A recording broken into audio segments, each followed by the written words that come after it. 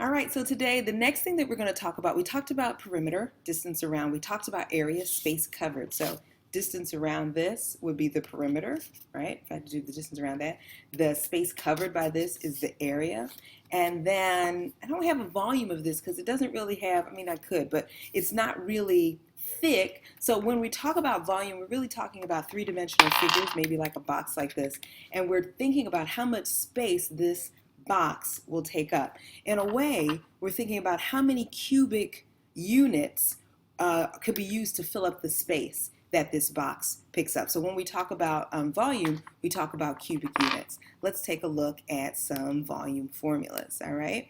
So when we talk about volume, oftentimes we're dealing with prisms. So I'm going to use the term prism to refer to what you guys should be familiar with as, okay, so shapes that are crudely drawn like this. So we know that this is like a typical box. This would be a cylinder, and this would be a triangular prism. So basically the key here is that the shapes that we're going to talk about and the shapes that we're going to have formulas for are going to have what we'll refer to, and let me highlight this, as a base, right? So this has a square base, and then I'm going to talk about the height right here. So I've got a circular base and then the height.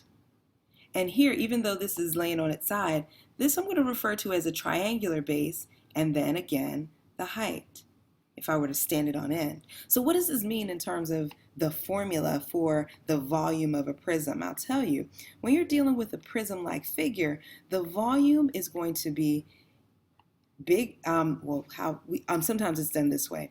I'm going to write it out and then I'll show you the abbreviation. Area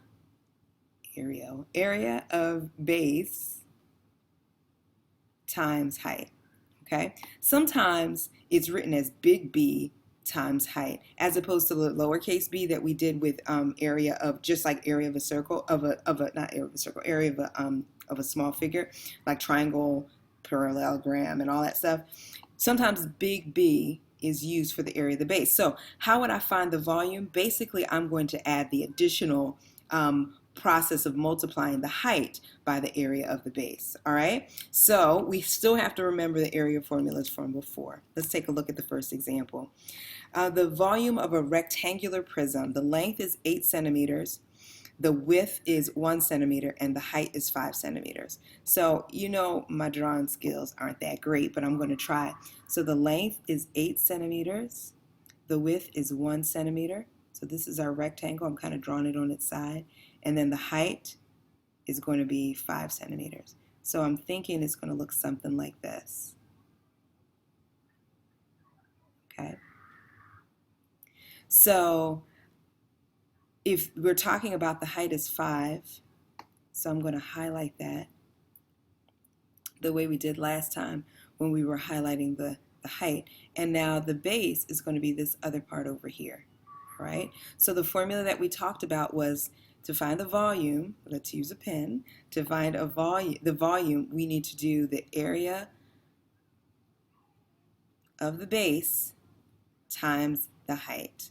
In this case, the height is right here, and we've got to find the area of that little rectangle at the top. And so the area of a rectangle is base times height. The base in this case is 8 times 1, right? Because that's the base, the length and the width, right?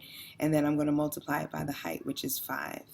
Now here's the deal. You probably remember that volume is equal to length times width times height, and that's right, and you can see that's what we ended up doing, but the formula that I gave you was kind of generic for all prisms, so that's why I gave it to you in that way. So you can obviously see that the answer is 40. What's our units? Centimeters. What are we dealing with? Little cubes, right? We're dealing with little cubes, so it's going to be cubic. Why? Because we've got one unit, another unit, so that would be squared, and then yet another unit, so that's cubed to the third power. Let's take a look at this one. So the prism length is 4 feet, and it has a width of 2 feet, and it has a height of 3 feet. So again, we've got something like this, and I can label the parts. So this is the height of 3 feet, the length is 4 feet, and the width is 2 feet. And again, I'm going to find the volume, I'm going to do the area of the base times the height. Area of the base in this case is going to be 2 times 4. The height is going to be 3. 2 times 4 times 3 is going to give me 24. In this case, I'm doing 24 feet cubed. All right? Any questions about that, please feel free to jot them down and ask. So find the volume of a cylinder. I didn't put it in, so I'm going to put one in now. So here's our cylinder. I'm going to give you some information about it. I'll tell you that the height is 7 feet. This is a huge cylinder. And the radius is, let's say 2.5 feet. So what we need to do to find the volume is to find the area of the base times the height. The height in this case is 7. The base is this circular piece over here. So I'm going to highlight that a little bit so you know what the base is. So I've got to find the area of that thing and multiply it by the height. And I think this is doable for us, right? We know from last time the area of a circle is equal to pi r squared. So to find the area of the base, we're going to do 3.14 times 2.5. And when we do that, well, we would get the wrong answer if that's all I did. Sorry about that. We need to do that. Okay, so when we do that, we would get 19.625, and there was no express desire for it to be limited to the tens place or hundreds place. Okay, so at this point, we have the area of the base. Now we need to multiply that by the height. So we've got part of the way done, but not all the way done. I actually thought we were all the way done.